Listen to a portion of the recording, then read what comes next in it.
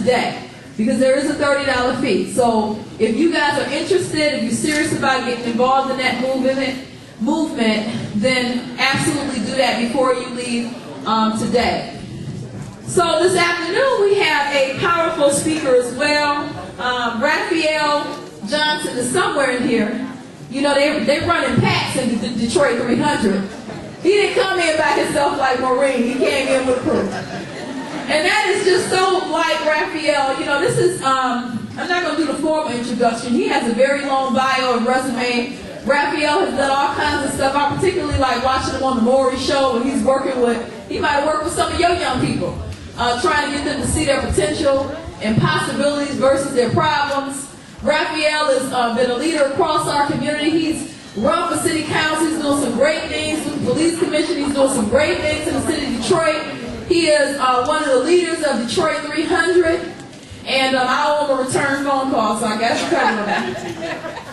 But Raphael, such as Tafari Brent, they like to bring the fire. So I'm going to bring him on up. Let's give him a hand and welcome him. And he's going to share some remarks with us and close us out today.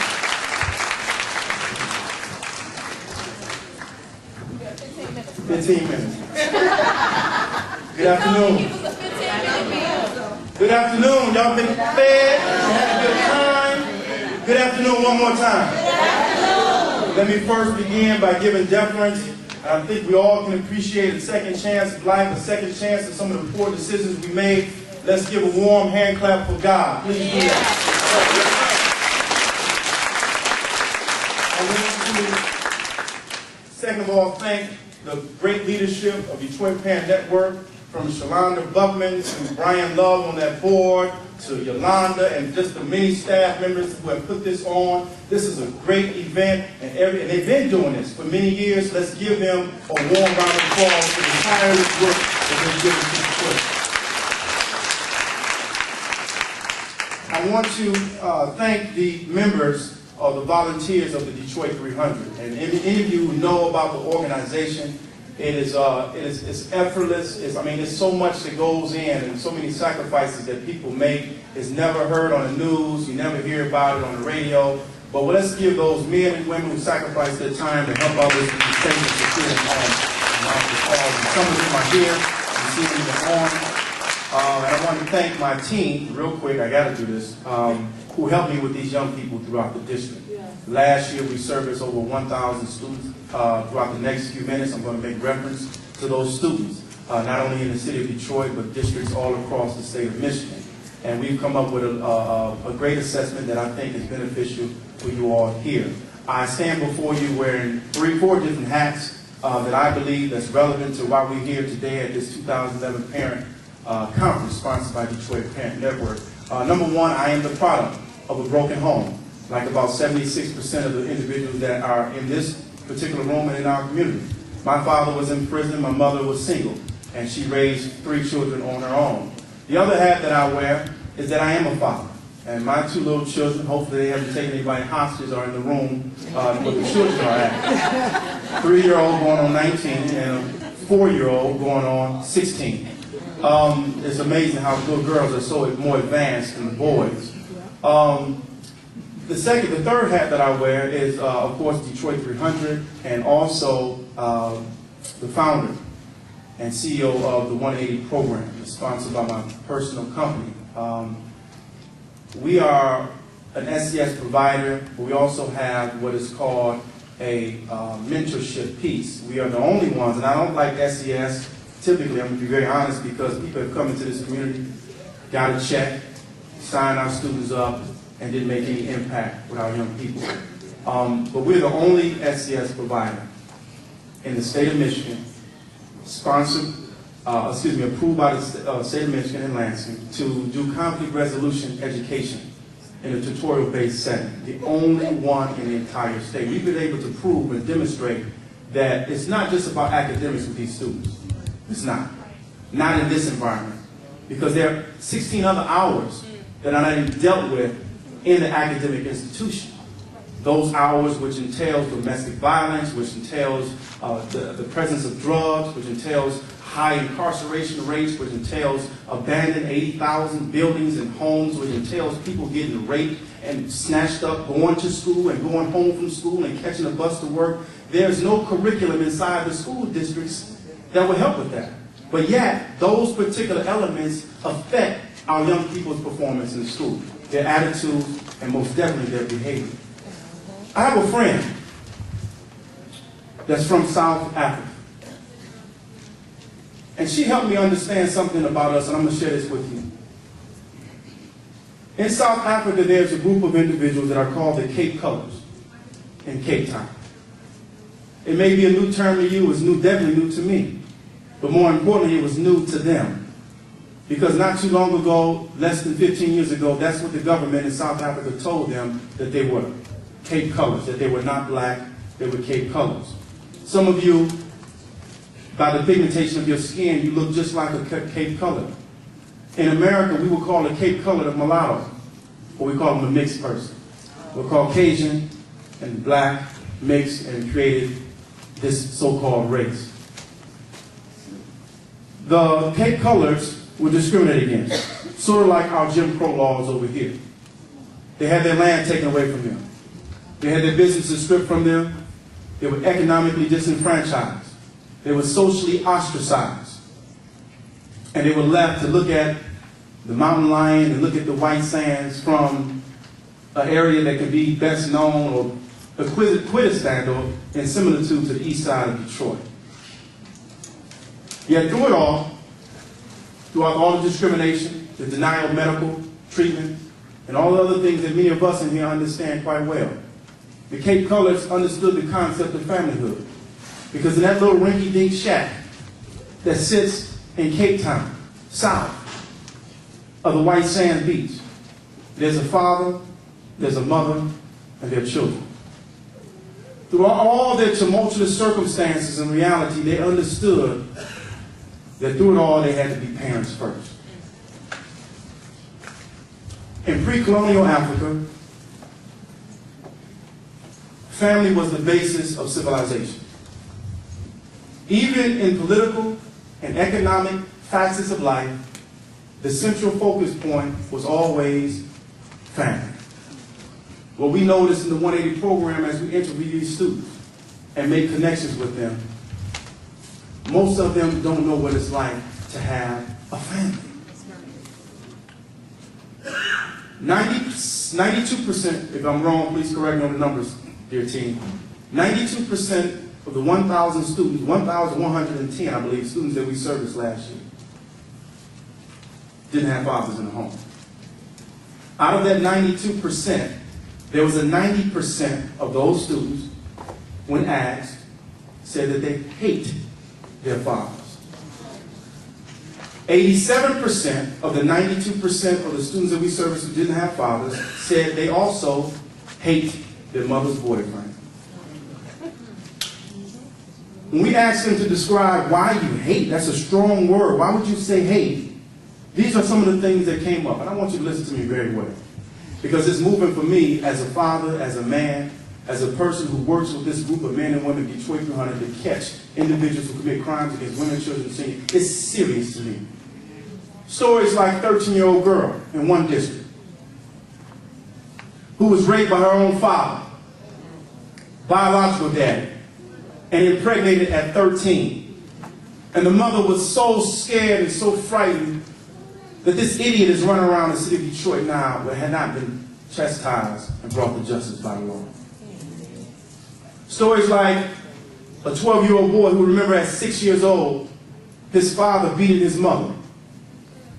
And his mother calling out to the 6-year-old boy to come and help her, get his father off her, and him running to save his mother naturally, and being kicked in the chest and face by his own father going across to the other side of the room.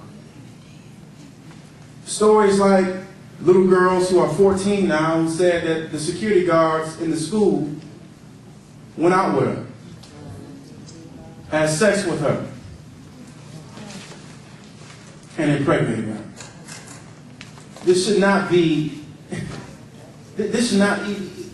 surprising when you have individuals being arrested for impregnating 12-year-olds just not too long ago.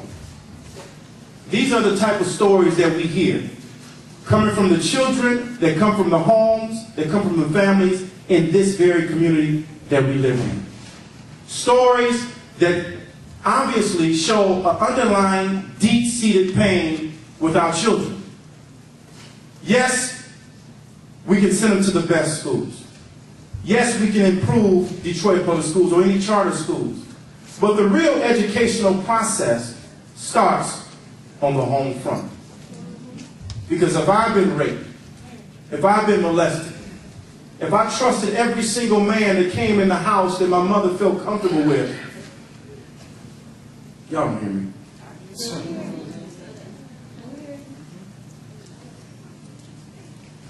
We have a problem in our city. The Cape Colors were raped, they were molested, they were deprived of human rights. But they understood that family was the most important thing ever. Unfortunately, in our community, with the children, they don't know what it's like to have family. When I go to visit some friends and associates of other ethnicities and other communities, they know what it's like. They trust each other enough to run their own business. And so most of the time when we buy things and we acquire certain things, we buy them and acquire from someone who don't look like us, but understand the value of family. So it's not unlikely for you to go into the gas station and see a little 13-year-old behind the glass. Open your bag, take your money, give me your change back. What else you want? You want some cigarettes? You want some condoms? You want some pornography? What else do you want? Besides all of that, they understand the basic concepts of family. When was the last time you supported a family member? Better yet, when was the last time that you ostracized a family member and made amends and steps to reconciliation? It's easy to put out Tyrone and cuss out LaQuisha. That's easy. But where's the reconciliation? Where's us amending and forgiving each other? Since we all are in need of forgiveness, am I right? Right. Every day we asking for forgiveness. You get pulled over by the police for speed or turning on a wrong turn, you ask police, what, can you give me another chance? Also, I didn't see it, please. I was just rushing to church. I was just trying to pick up my baby. Can you give me another chance? Something that's happened in our community where we don't believe in second chances, third chances, or any other chances. And it has affected us and the nurturing of our babies. And so the babies, our children, have exhibited and are continuing to exhibit the very actions that stem from the worst feeling in the entire world. And that's the feeling of abandonment. Some of you have been abandoned. That's right. Some of you know what that's like. To be picked up and then dropped like a bad habit. That's the worst feeling because in many cases there is no return from the feeling of abandonment. That's why our prison cells are full. Our hospitals, our same aside, the ones that still exist, mental hospitals.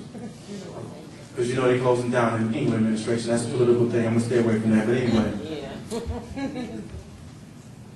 The 13th Amendment, well, let me go back. I talked about slavery, and I know some of us will get tired of hearing in 2011 people talk about slavery. And I do understand that. But there's something about history that shows us human potential. There's something about history that develops the springs and motives of human behavior as they display themselves most powerfully on the destiny of man. In other words, if you know what it was, you'll understand why it is going on now. And you'll be prepared to change, adapt, adjust in the future. In pre-colonial Africa, the family was the basis of civilization, but there was a foreign culture thrusted specifically upon African Americans. I learned recently that there were slaves in all ethnicities, just about. Every ethnicity in here. If you research your own roots, you'll realize that the component of slavery was alive and real in your own heritage. It's just that the worst form of slavery took place, and I think scientists, social scientists, and theologians and all those can agree, took place with the Atlantic slave trade. Because to make a black African a slave, it was imperative that the slave master break up that family unit. That's the only way. Human rights, such as marriages, denied them that. Get Sambo, Huck, Big Buck, and mate. We see history repeat itself today, don't we? Yes, we got Sambo, Buck, Big Sam. Mating, that's a psychological implementation. Knowing that slave master would take care, slave master or FIA,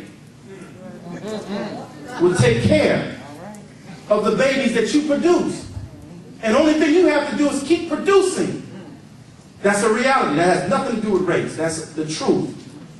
Because we're seeing it played out today. Marriage is denied. How many of us are married? How many of us even want to get married? We have a 16-year-old girl, and they'll tell you back there, said, I'll never want to be married. How are you 16 years old, and you make that conscious decision now? What have you seen? What have you heard? What learned behavior have you picked up where at 16 years old, you're not even fully developed yet? And you say you'll never be married. Marriage is denied. Family privileges, outings, get together, sit down at dinner, help you with your homework, let me give you some life skills. Denied. More important, parent and child relationships. Denied. You send the child over here, you send the parent over there. The girl can go with the Joneses. The two boys can go with the Johnsons. This is a fact. Because we're going to bring this back up to 21st century. To make a wise African a slave, you had to break down the family unit. The mission of Detroit Parent Network is to rebuild the family. Rebuild the family. Because family is central to success. No one in here can name not one person, not one, in the annals of history that ever made it to the apex of success by themselves. You don't do it by yourself. You gotta have somebody to make it to the top. And there's some people on this earth that understand that. But the masses of us don't. The 13th Amendment talk about the abolishment of slavery, except for those who are convicted of a crime. That technically means that when you go to prison, you are what? A slave. One of my degrees is in law, so I know this extremely well. Slavery is abolished except for those convicted of a crime. It didn't say black folks did it. It didn't say white folks did it. It didn't say Hispanics. It didn't say Native. It says slavery is abolished except for those who are in this country, U.S. citizenship, convicted of a crime. There's something called the school-to-prison pipeline. They've been talking about it for the last 4 or 5 years. Where there's zero tolerance inside the school. There's metal detectors inside the school. There's wands. There's a presence of police inside the school. What do you think that creates in the mind of a child who's supposed to be learning the basics of K through 12 to go to the next level of education? Well, there's several ramifications, and fear is absolutely one of them. But now you're inculcating in the mind of the young people, somehow I have to figure out a way how I can circumvent the law. I got to pass through this metal detector. I got to get searched. So where can I hide the contraband on me where they're going to miss it? So instead of me thinking about my ACT and SAT, or algebra, or my reading, I'm thinking about how I can get around these security guards and the police. School to prison pipeline simply means a zero tolerance. You get caught gambling? There's no more going to the principal's office. Guess what we're going to do? We're going to put handcuffs on you. You get into a scuffle, there's no separating, and then you go that way, you go, no. Y'all both getting handcuffs on you. Matter of fact, we got a mini station inside the school. So nearly so many percentage of young people don't graduate, particularly in the city of Detroit, well, really all across the nation. But they go on right into prison cells. I'm going to break something down to you because as I came here, I talked to a former superintendent of a school district. I told her I was coming here, and Shalonda invited me, and DetroitParentNetwork. And I said, I don't want to be into it. I'm not even wearing a suit. I just want to talk to these people because we see some things in our program that most people don't see with our young people because they tell us what they're not going to tell their parents. And they tell us what they're not going to tell a counselor. And they tell us what a teacher who already has 35, 40 students in the classroom don't have time to listen to. I want you to look at it from an economic standpoint. I talked about school to prison pipeline. I gave you the 13th Amendment several times. And I'm going to tie this in. This state gives out 0.2% for job training for every dollar that you spend. Did you hear me? Yes. Not even a whole penny. By a show of hands, you ain't got to put your business out there. How many of us need jobs? Thank you for your honesty. Some of y'all did like this. You didn't want to show it. It's all right. I saw it. 0.2% of every dollar you spend goes towards job training. 4 cents of every dollar that you spend in this state goes towards housing. We got 80,000 vacant homes and abandoned buildings and lots. 1/3 of the city is vacant, but 4 cents go towards building up homes that if you ride in certain neighborhoods, you see homes were in development, but somehow they stopped. There's reeds and everything going around. Somebody broke the window, took out all the stuff, so they stopped. Development stopped. But 4 cents of every dollar that you spend go towards that. But a whopping quarter of every dollar that you spend goes towards corrections. Now let's look at it from a federal level. The federal government gives out nearly $7,000, I believe, Shalonda, it used to be, maybe a little bit off, but approximately $7,000 for every student on count day. About 10. On count day, we can give you chicken, we can give you some candy, we're going to try to get those students in that class, some pizza, hot and ready. We got to try to give them that seat. Why? Because the money that the school gets, the district gets, depends on how many students are in that seat. So we get $7,000 per student. We don't know where the money goes. We're supposed to get $1 million from the casino. That's another story. Political, so we don't stay with that. But the same government giving out nearly $7,000 for every student they keep in a seat also gives out a whopping $40,000 for every person that you can put inside of a cell. Now I want you, now see, we can talk intellectual, we can use verbal gymnastics and all that. Let's talk about money. We understand money, right? $7,000 for a student inside of a seat inside of a school versus $40,000 for someone we can put in the cell annually from the same government. Now, I really wasn't real good at math. I can count, subtract, add, divide, all that. But somebody is saying that our babies are worth more inside of a cell than they are inside of a school seat. Can I get an amen? Amen. See, when you start talking about your dollars, it's a little bit different. The message hits home a little bit clearer. Somebody think that our babies are not worth sitting inside of a school to learn, to advance, to someday make right this horrible, deplorable world. But the system never stopped. More people are going to prison, unfortunately, than they are graduating. In this community, I can't speak about other communities, I'm talking about this community, something is wrong with that. Because we represent 12% of the population, talking about African Americans, but we make up 70% of the prison. Out of that 70%, there's another 70% that are fathers. So it's no surprise that there are more women in this room than there are men. I'm not shocked by that. 70% of the 70% of blacks that are in prison left children behind. Left mothers behind because of poor decisions, poor choices to raise their babies. Some of us understand. I know my mother understood that well. Because she had to raise 3 children on her own, while her man, her husband, served time for a stupid decision. Some of us can relate to that. So what do? We got all these stats. We got all these realities. What can we do individually? Outside of Detroit Parent Network, because Detroit Parent Network is moving towards educating, towards giving you the resources that you need to make better your lifestyle.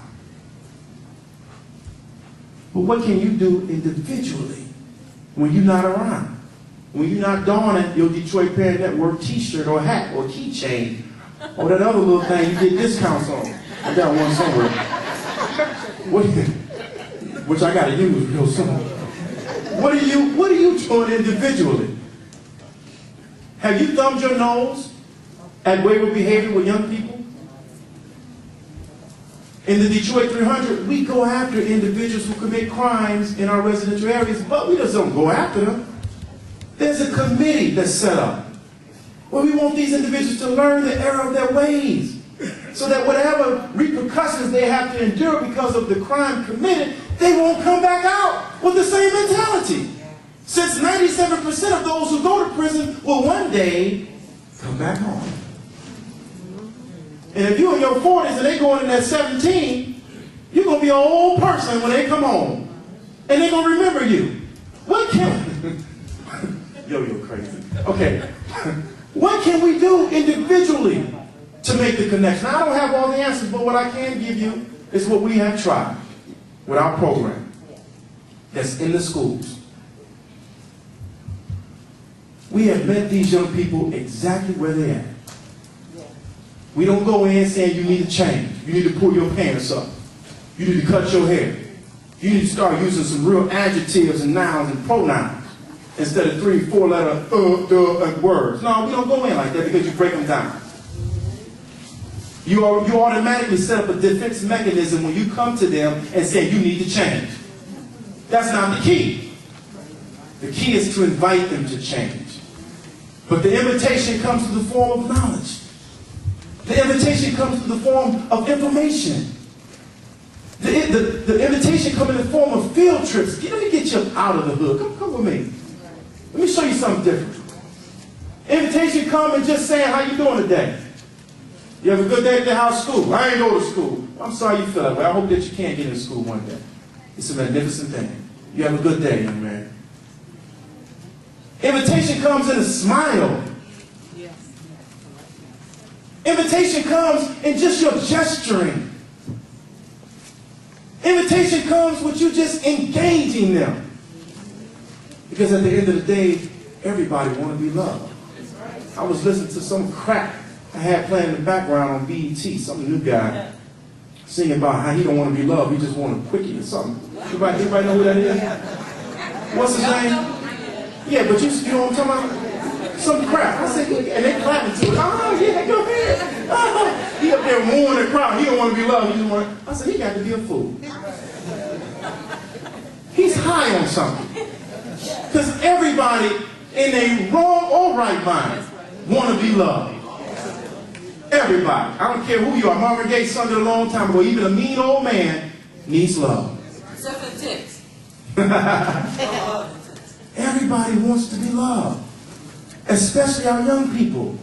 Just remember that when you see them walking down the street, when you see a man-child walking down the street, at the end of the day, beyond the grimace appearance, they just want to be loved.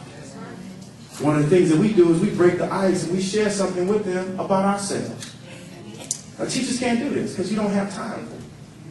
We share with them a particular pain about us. Now, you got their attention, yo-yo. Now, wait a minute, you went through that too? You got an abortion too? You hurt somebody too? You smoke dope too? See, somehow when we get to become parents, Yolanda, we think that all of a sudden we perfect now. That we ain't ever did nothing. Look at them fast tail girl. And you was fast too with your mini skirt on and your glass heels on. You did the same thing. You just did it in a different era. Different time, the same thing. Same results. Look at these little girls. Get out the street. You did the same thing too. Telling somebody to get out the street.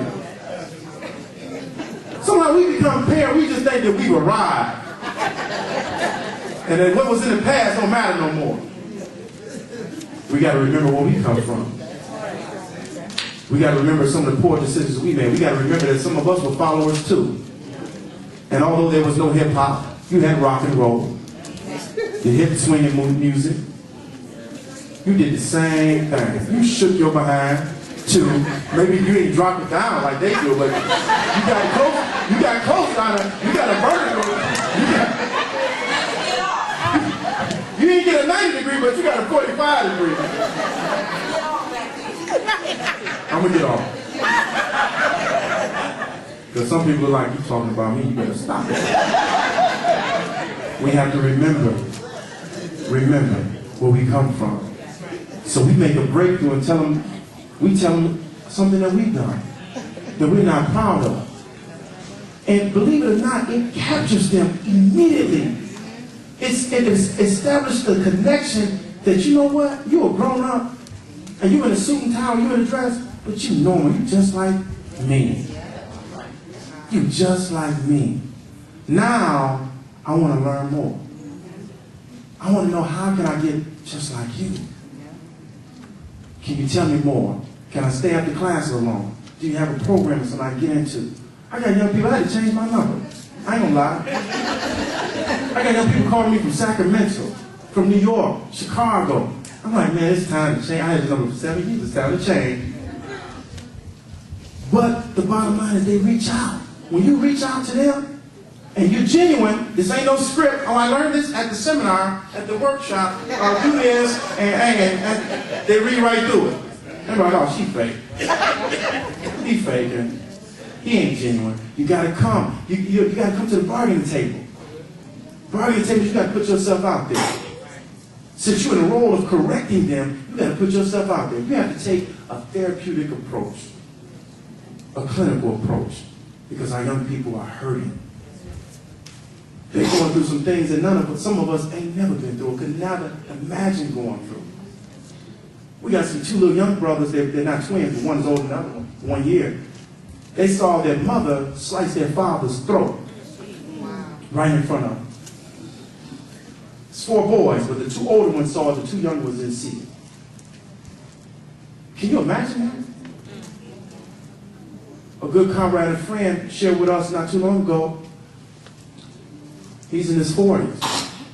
But when he was 15, he saw his father shoot his mother in the back. He said he's still traumatized.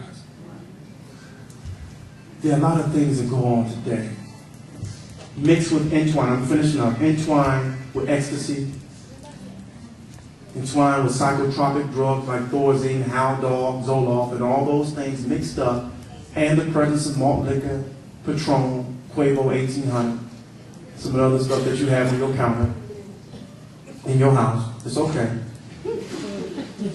But all this mixture of chemicals and substances, do you really expect them to be in their right mind? It used to be a time you smoke some weed, oh, he crazy, we all, whoa. Now they got weed laced with cocaine, weed laced with ice, weed laced with a little ecstasy. They got Robitussin, cough syrup, and other cough syrup they get, codeine. And these are 16, 12, 13-year-olds have tried crack cocaine, have sniffed heroin. Used to be time to down, you can't sniff on heroin. Yes, you can. Go ask somebody. As long as you get up there in them veins and hit that blood, yes, you can. We're dealing with different dynamics, but we got to become more engaged. We cannot fear our young people. They have not lived long enough for you, a grown person, to be scared of them. They ain't lived long enough. They have not lived long enough. Let's engage them. Last point, we have to educate them. They need life skills, how to talk, how to walk. But we have to demonstrate that. Sound travels at 1,120 feet per second. Light travels at 186,000 miles per second. That means what we see has more of a precept than what we hear. They don't want to hear it. They need to see it. This is not do as I say. This is do as I do. So what you're saying is irrelevant if you're doing opposite of what you're saying. Your actions speak louder than your words. You say don't smoke, don't drink, but you're doing it. And you don't even have the wherewithal or the fortitude to conceal it from them. Hide it from them. Do something, but don't lend that to your legacy for them. Watch the language. Language is a means of communication. So if you call them kids, the most widely known read book in the world is the Bible. I've never seen the word kid in there not one time. I see children. I don't have kids. I have children.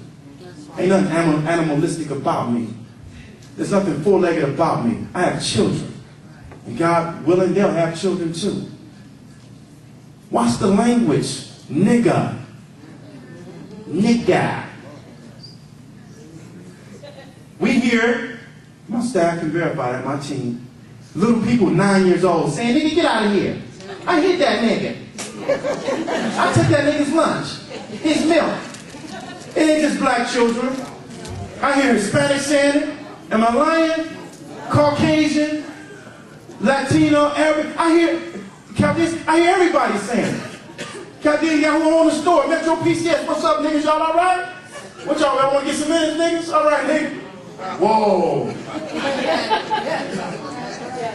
Language is a means of communication. If you don't speak the proper language, you can't get your point over. The more you call somebody something, the more they inherently believe in themselves that that's what you are. And that's how you function. I thank you so much for listening. My time is up. Shalana got out of her seat soon as I saw her. I'm looking dead at her. Thank you so much.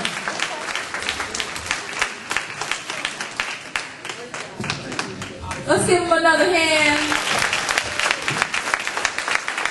I never get tired of hearing